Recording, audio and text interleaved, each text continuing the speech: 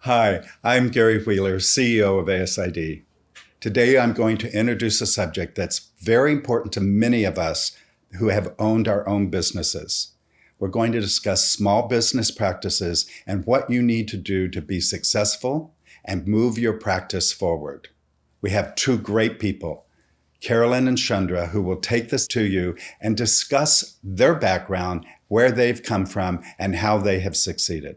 So I'm going to turn it over to Shundra and Carolyn. Take it away.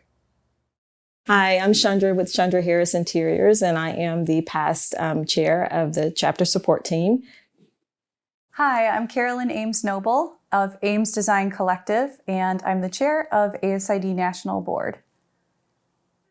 We're here today to talk about small business. Yeah, two small business owners. So tell me what you do in your business. Sure, I'd be happy to.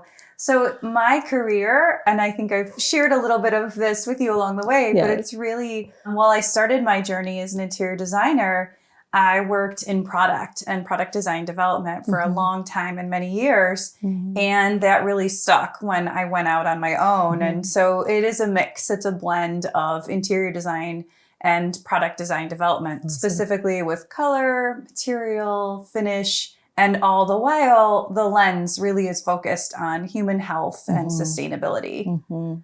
Wow, yeah. So me too. So this is second career for me, though. I was an engineer before I went into design. And so when I went into design, I was challenged with healthy interiors right in school when I had to roll in a wheelchair in our building that our school resided in. So that kind of changed my focus as a designer. It became less about pretty than it did being very functional and about healthy interiors. And so that's what we do. So we elevate as much as we can, live, work, and play spaces. And we've been doing that for about 15 years now. Oh, that's wonderful. Yeah. Yeah, I've been at it about 5 years. So you're certainly, Wow. on my own. So, Yes. so it's certainly, that's wonderful that you are practicing and successful business owner after 15 years. It's become successful, right? So we go through that transition of learning, and because we're small business and wearing all the different hats and, going through the day, being the janitor, but being the designer and being the bookkeeper. And so, but we've learned along the way to let go of the things that we should not be doing as business owners, and really focusing on what my design brand is, and that's to elevate people's lives. So thinking about that you're elevating lives, and thank you for sharing the experience of feeling what it might be like to be in a wheelchair and to feel where your client's experience is. If you could go back in time 15 years ago, what would you tell yourself? What did you want to know? What have you learned now that you wish you might have known when you were starting out? So interesting that partnerships are important, even though you're a small business. Quality of life for the small business owner is important too. I think we dive in head first, and we are there to complete all the tasks. And so just dialing back a little bit and getting those partnerships in place, and really thinking about my business as a business. I think for a long time it was a hobby, right? And that hobby turned into this working unit that became a financial entity for me. And so I had to restructure my thinking as a business owner. So I say now I'm not just an interior designer. I own an interior design firm. And so that makes the difference for me in how I practice and, literally what I have to do on a daily basis. What about you? We have a lot of threads that are really common there. So when I started my practice, I fully admit I had left a corporate job, and I had been there for many years, and I loved my job. And I this was a stopgap, frankly. I figured I would take on a few consulting opportunities and go from there, and, started to realize the flexibility, the ability to sort of insert yourself in this creative way that felt so freeing.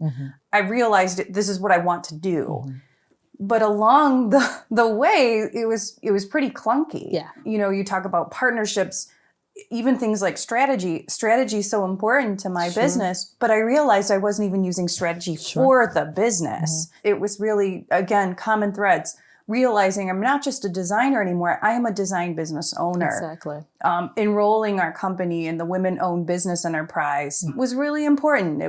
It's another great network and resource Exactly. that I have found to be really helpful to learn more about business.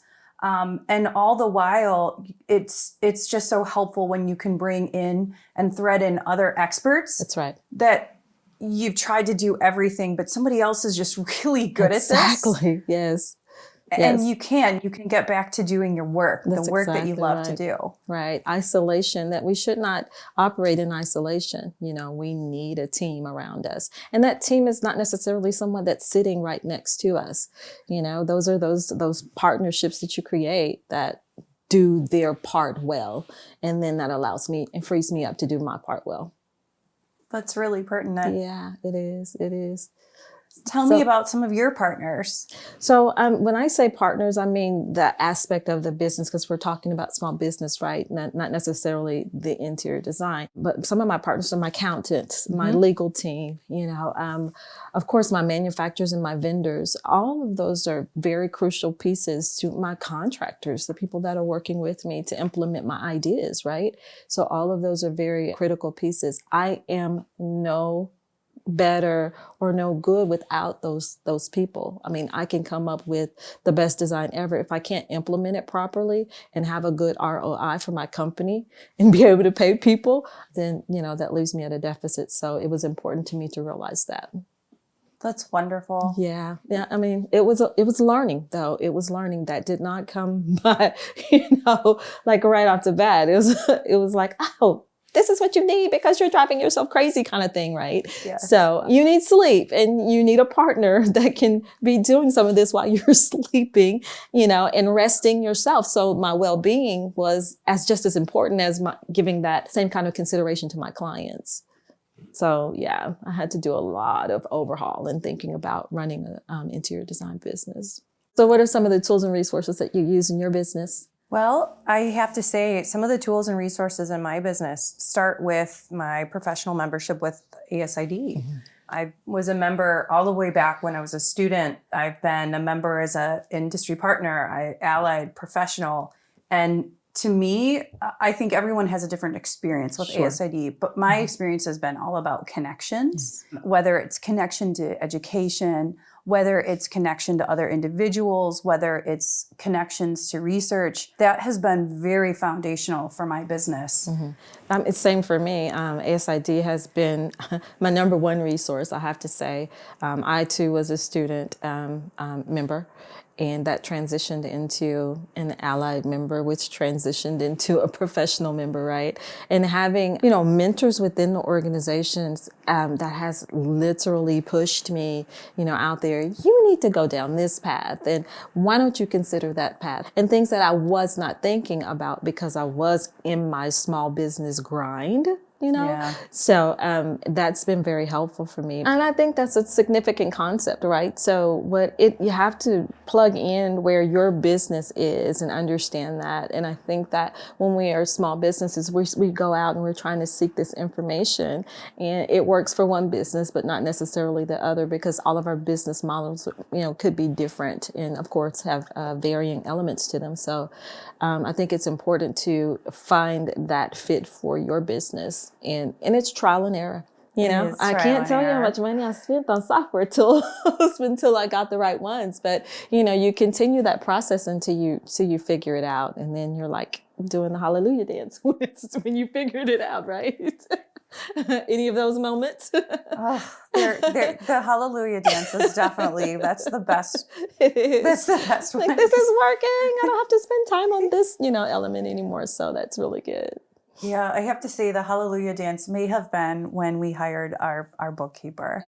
And she is just amazing executive assistant and so fast at things that would take me hours. Great point. And it's done and it's efficient. And so along with the resources, I still feel people are the most significant Agreed. resources that we have for a Agreed. small business. Agreed. Same for me. I mean, I have a great executive assistant, and so she keeps me on my toes. She knows where I need to go before I do. And so again, that efficiency of, I mean, we are creative, and I consider that. I'm a creative. I'm not necessarily a, business or in the grind of the business elements, right? So it's nice to have those people align those resources that can do that piece for you.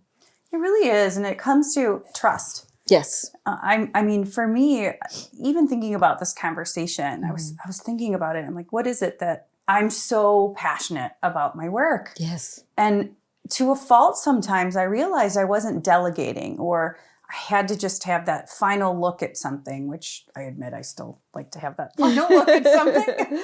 But maybe it's just a look now instead of necessarily getting into the weeds on everything, because as passionate as we are, it can also be stifling in a way. And so sort of editing that for myself has been, it's growth. It's continued growth. I have to admit, I'm still working at it.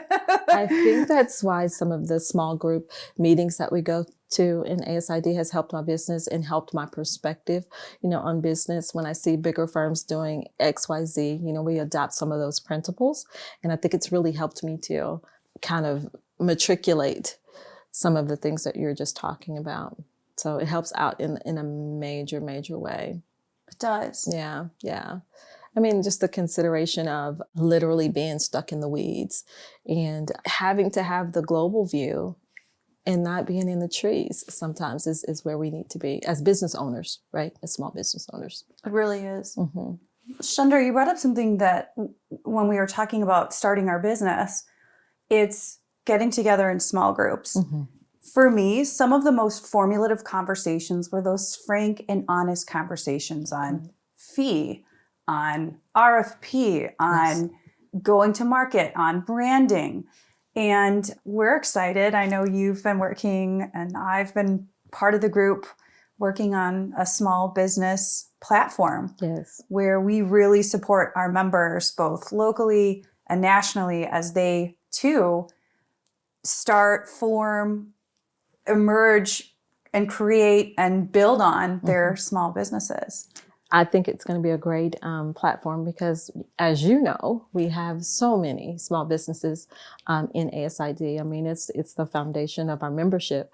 And so I can tell you right now, I use the contracts that ASID wrote.